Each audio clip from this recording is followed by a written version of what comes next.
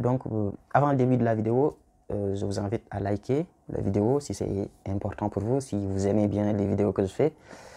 Je vous invite aussi à commenter, c'est important de temps en temps. Et les nouveaux qui viennent d'arriver dans ma chaîne, je vous invite à vous abonner. C'est important. Regardez, vous swipez un peu comme ça en haut. Il y a un bouton rouge où c'est marqué s'abonner. Vous cliquez dessus. Il y a une petite cloche qui va s'afficher et vous cliquez sur la cloche. La cloche, ça vous permet à chaque fois que j'envoie une vidéo, ça vous envoie automatiquement une notification pour vous dire que j'ai mis une vidéo en ligne.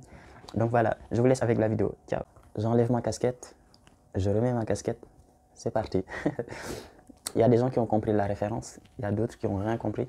Si tu as compris la référence, mets-le dans les commentaires. J'espère que vous allez bien, c'est votre boy Gal. C'est une petite vidéo aujourd'hui, vite fait. Enfin, vite fait, je dis tout le temps vite fait, mais bon.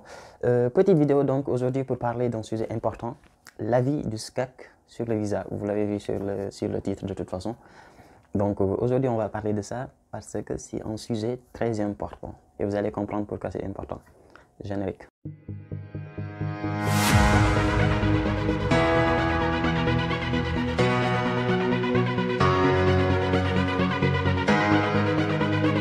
Donc avant de vraiment rentrer dans le but du sujet, dans le cœur du sujet, je vais vous faire un petit rappel pour que vous puissiez comprendre ce dont on parle aujourd'hui en fait et pourquoi c'est important. On va parler donc de l'ESCAC.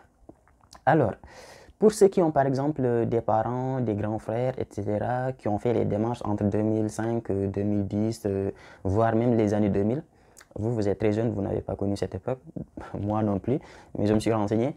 Mais donc voilà, avant comment ça se passait, avant nos aînés, ils allaient dans tous les sites des universités qu'ils ont choisis, ils peuvent choisir 5, 10, 15, 20, ça dépend de ce qu'ils veulent faire. Et une fois qu'ils ont choisi ces universités-là, ils font des dossiers pour chaque université.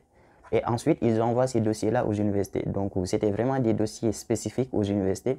Donc, ils ne pouvaient pas faire comme on fait maintenant avec une seule lettre de motivation pour toutes les universités. Enfin bref. Donc, c'est comme ça que ça se passait avant. Et c'était un peu plus compliqué que maintenant. Et ensuite, une fois qu'ils ont obtenu une acceptation d'une université, ils prennent cette acceptation-là, ils vont à l'ambassade de France, ils déposent l'acceptation avec une demande de visa, avec tous les papiers qui sont demandés. Et ensuite, ils passent un entretien à l'ambassade de France. Donc avant, ils passaient un entretien à l'ambassade de France. Donc, pour faciliter les démarches et tout, donc la France a décidé de mettre en place Campus France. Donc Campus France qui va être un intermédiaire entre les universités et les étudiants. Ce qui fait que maintenant, nous, on n'a pas besoin d'envoyer nos dossiers à toutes les universités. On va directement sur Campus France, on choisit nos universités, un seul dossier qui est envoyé à toutes les universités d'un seul coup. Et tu reçois tes réponses directement sur Campus France et tu les vois, c'est facile. Tu passes ton entretien à Campus France, tu n'as pas besoin de repasser un autre entretien à l'ambassade de France. Donc voilà. Ça, c'est la remise en contexte. Vous allez me dire, mais Alassane, pourquoi c'est important ça? On s'en fout. Vous allez comprendre pourquoi c'est important de vous avoir fait ce petit rappel. Comment ça se passe maintenant? Maintenant, vous faites tous vos choix sur Campus France. Étudier en France maintenant, ça s'appelle parce que ça a changé encore. Donc, vous allez sur Étudier en France, vous faites vos choix. Vous déposez vos dossiers sont envoyés aux universités, vous obtenez une acceptation ou un refus après un entretien. Donc maintenant, vous passez un entretien à Campus France. Et donc, écoutez bien parce qu'on rentre vraiment dans le sujet ici. Après avoir passé un entretien à Campus France émet un avis, c'est-à-dire que vous faites un entretien devant une personne. Cette personne-là qui est en face de vous, il vous pose des questions. Généralement, les questions, c'est quel est ton projet d'études, quel est ton projet professionnel, quelles sont tes motivations pour aller étudier en France. Vous avez bien compris que ce n'est pas les motivations pour les universités, mais il y a très souvent une question sur les motivations pour aller étudier en France. Pourquoi tu veux aller étudier en France? Et ensuite, il y a des questions sur tes formations, pourquoi tu as choisi telle formation, etc., etc. Mais ce n'est vraiment pas l'entretien qui décide de si l'université va t'accepter ou pas. C'est juste un entretien qui permet de voir s'il y a une cohérence sur ton dossier et s'il y a une cohérence sur ta poursuite d'études, sur pourquoi tu veux continuer tes études en France. Donc cet entretien-là, il sert à ça. Et donc, après cet entretien, la personne qui est en face de vous émet un avis. C'est-à-dire, il donne son opinion, son avis en fait sur ta personne, sur ton dossier, sur ta manière, enfin, surtout en fait, sur tout ce qu'il a pu évaluer pendant l'entretien. Et cet avis-là qu'il donne, c'est ce qu'on appelle l'avis SCAC. Et cet avis-là, elle a deux réponses, favorable, défavorable. Il n'y a pas de peut-être favorable, peut-être un peu défavorable, on ne sait pas. Non, favorable, défavorable. Donc, ce qui fait que la personne envoie cette réponse-là à toutes les universités aussi. Et donc, les universités, ça dépend.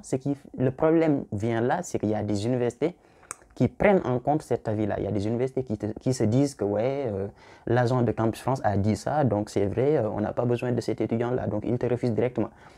Il y a d'autres universités qui s'en foutent un peu, qui vont étudier ton dossier directement et qui donnent leur réponse en fonction de ton dossier pédagogique. Donc, ce qui fait qu'il y a certaines personnes qui peuvent avoir un avis SCAC défavorable, mais malgré tout, ils ont une acceptation.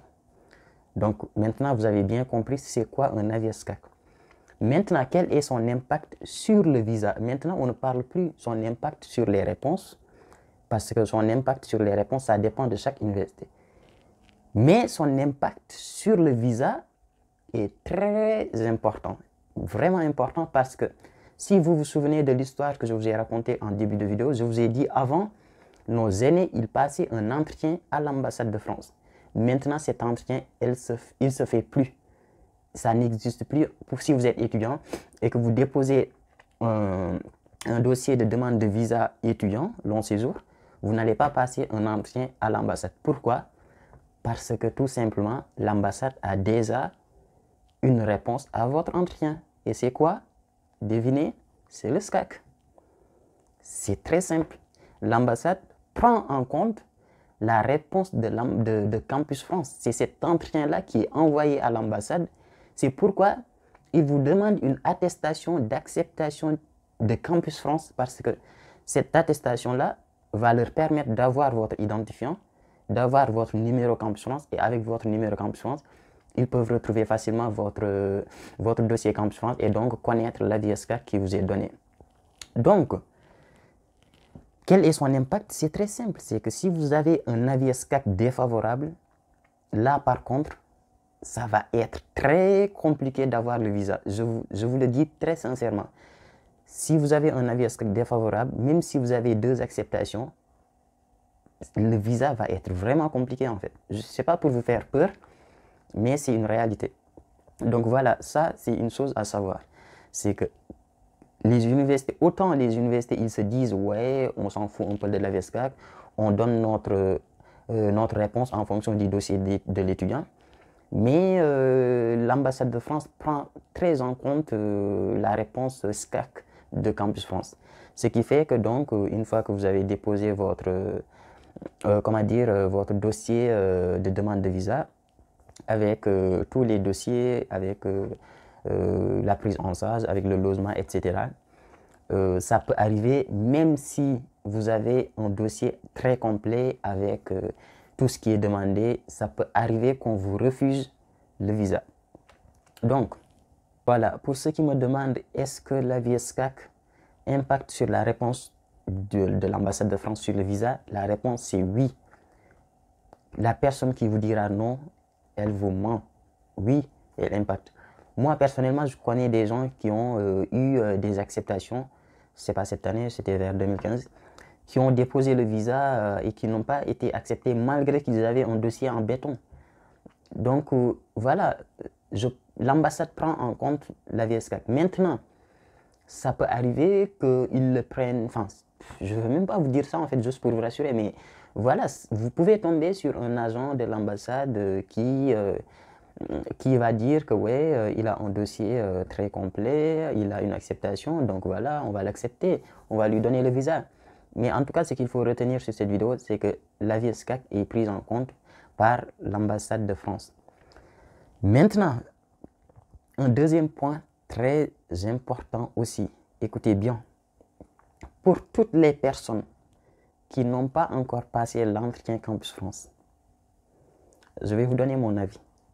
Toutes les personnes pour qui leur dossier est directement envoyé aux établissements, pour vous, j'ai peur, enfin c'est même pas une peur, mais j'ai bien peur, enfin bon je vais utiliser le terme, j'ai bien peur qu'une fois que vous avez obtenu une acceptation et que vous déposez le visa, que l'ambassade de France vous demande de faire un entretien.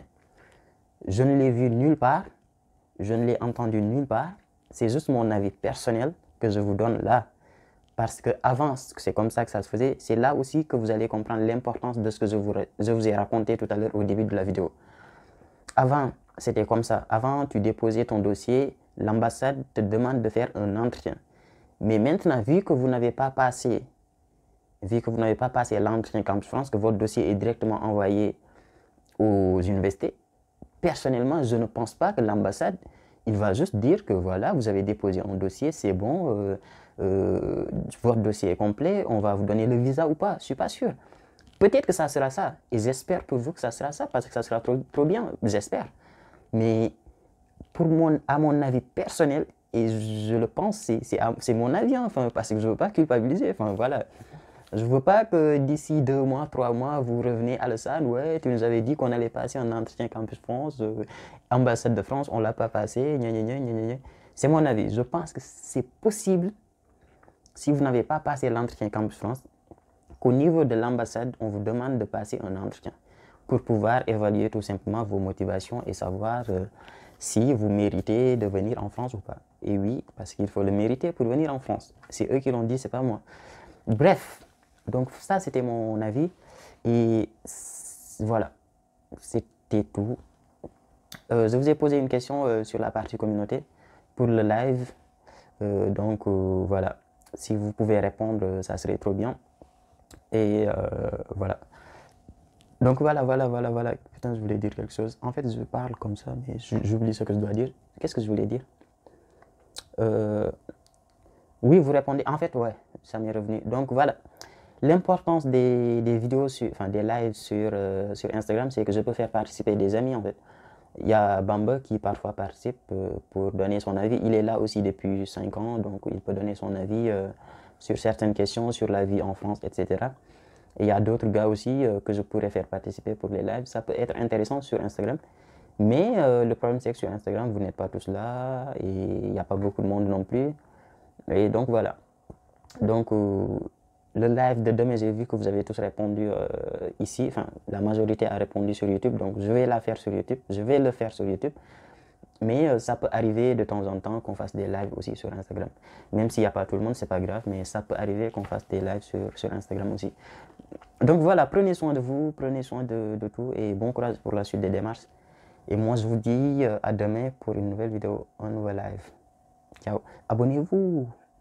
Bon, je ne vais pas vous saouler avec ça. Si vous ne voulez pas, c'est votre problème. Moi, j'en ai rien à foutre. Je vais même arrêter les vidéos. Vous n'allez rien comprendre. Waouh.